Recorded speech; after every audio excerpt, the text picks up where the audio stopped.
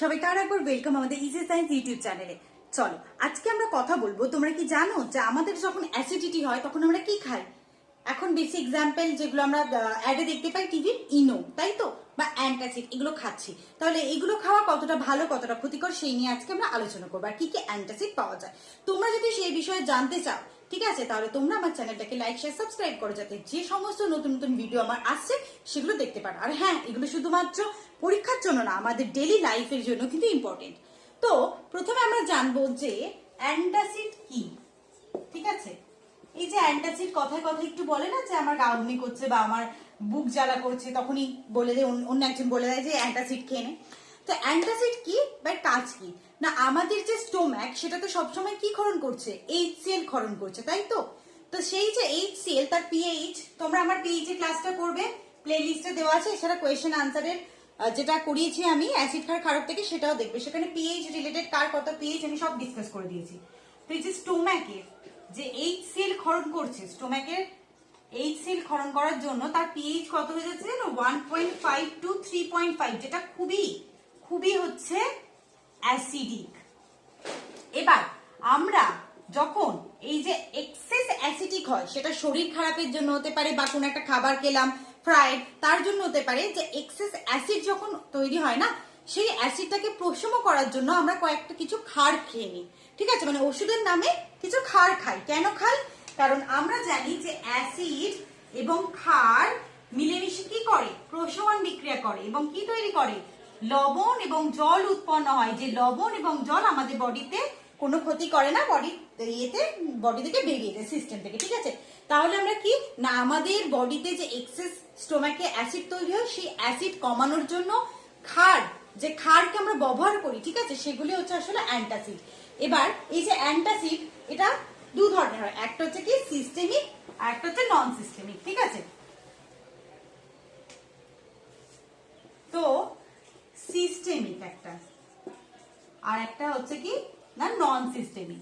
Systemic মানে কি, মানে সে পুরো বডিতে গিয়ে ছড়িয়ে পড়বে। ঠিক আছে, আর সিস্টেমিকের মধ্যে উদাহরণ হচ্ছে সোডিয়াম বাইকার্বনেট। ঠিক আছে, তার মানে কি আমাদের শরীরে তো শুধুমাত্র স্টোমাকে অ্যাসিড নেই, অ্যাসিড আমাদের হার্টে আছে। অ্যাসিড বেসের যে ব্যালেন্স, সেটা আমাদের বডিতে চারিদিকে হচ্ছে। আমাদের যে লাংসের মধ্যে আমরা যে এয়ার নিচ্ছি, সেখানে কার্বন ডাই অক্সাইড অক্সিজেনের ভারসাম্য আছে। সব জায়গাতে আমাদের বডিকে মেনটেন করছে পিএইচ।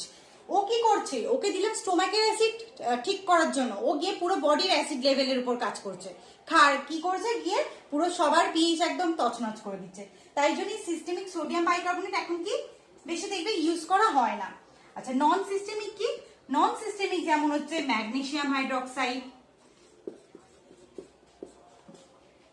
ঠিক আছে, অ্যালুমিনিয়াম হাইড্রোক্সাইড, এগুলো হচ্ছে এখন ব্যবহার করা হয়, এগুলো বেশি ব্যবহার করা। এই ম্যাগনেসিয়াম হাইড্রোক্সাইড যেটা হচ্ছে মিল্ক অফ ম্যাগনেসিয়া অ্যান্টাসিডে, এগুলো এখন মেনলি ব্যবহার করা। এই তাহলে এরা কি করে, এরা হচ্ছে শুধুমাত্র পাকস্থলীর ওই সিস্টেমে গিয়ে কাজ করে। তাহলে কি কিছুক্ষণের জন্য কাজ করলো, তারপর বেরিয়ে গেল। ঠিক আছে, অ্যান্টাসিড এমনিতেই হচ্ছে কিছুক্ষণের জন্য করে, ওরা ব্যালেন্সটা একটা স্থায়ী করে না। ঠিক আছে, এটা হলো এদের ভাগ।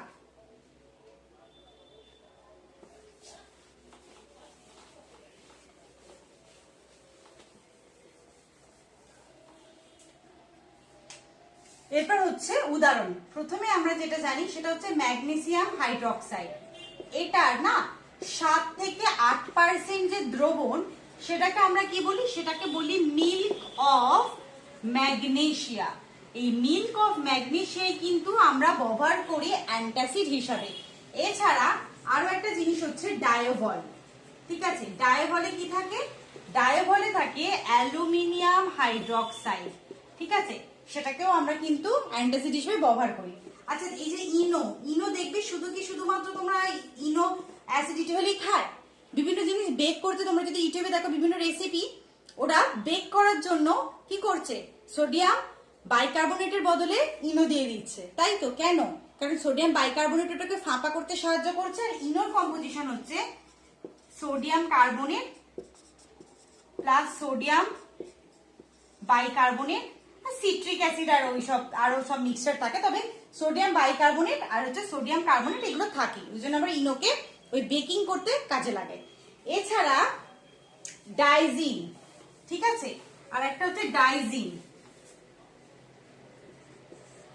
ডায়াজিন কিন্তু সেটাও হচ্ছে ডায়াজিনের আছে আমার কাছে একটা অ্যান্টাসিডের বোতল, এই যে অ্যালুমিনিয়াম, ম্যাগনেসিয়াম আর হচ্ছে সিমেথিকোন।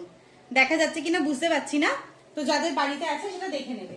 সেখানেও কিন্তু অ্যালুমিনিয়াম হাইড্রক্সাইড, ম্যাগনেসিয়াম হাইড্রক্সাইড এবং সিমেথিকোন। এই ডায়াজিন তোমার ট্যাবলেট হিসেবেও পাওয়া যায়, আবার লিকুইড হিসেবেও পাওয়া যায়, ঠিক আছে। তো এগুলো ব্যবহার করা হয়, কিন্তু এগুলো হচ্ছে সব সাময়িক, তাই জন্য এখন ওমেস্টি, র্যানট্যাক, ঠিক আছে, প্যান্টোপ্রাজল এগুলো ব্যবহার করা হয়, কারণ এগুলোর নাম হচ্ছে প্রোটন পাম্প ইনহিবিটর, যেগুলো শুধুমাত্র এই অ্যান্টাসিডের মতো কিছুক্ষণের জন্য কাজ করে না, বেশিক্ষণের জন্য কাজ করে। তারা গিয়ে স্টোমাকের রিসেপ্টরে গিয়ে কাজ করে, ঠিক আছে। আর আমরা এই অ্যান্টাসিড বলো বা প্রোটন পাম্প ইনহিবিটর বা পিপিআই যেটা বলো কেন ব্যবহার করি, কারণ যদি এক্সেস পরিমাণ অ্যাসিড হয়ে যায় না, স্টোমাকে খাবার না থাকে, সেই ওরা কি করবে, অ্যাসিড, ওরা জানে না এটা কার স্টোমাক, আমার স্টোমাক কিনা জানে না, ওর কাজ কি না স্টোমাকের যে ইনার যে ওয়ালটা আছে সেটাকে ক্ষয় করে, এবং যার থেকে ডিজিজ হতে পারে, যেটাকে আমরা কি বলি পেপটিক আলসার। তো যেহেতু অ্যাসিড বেশি হয়ে গেলে সেটা আলসার কজিং করতে পারে, সেই জন্যই হচ্ছে অ্যান্টাসিড এবং প্রোটন পাম্প ইনহিবিটর গুলো ব্যবহার করা, ঠিক আছে। তাহলে আজকে ক্লাস এই অবধি, দেখা হচ্ছে পরের ভিডিওতে, ততক্ষণ অবধি সুস্থ থাকো, ভালো থাকো।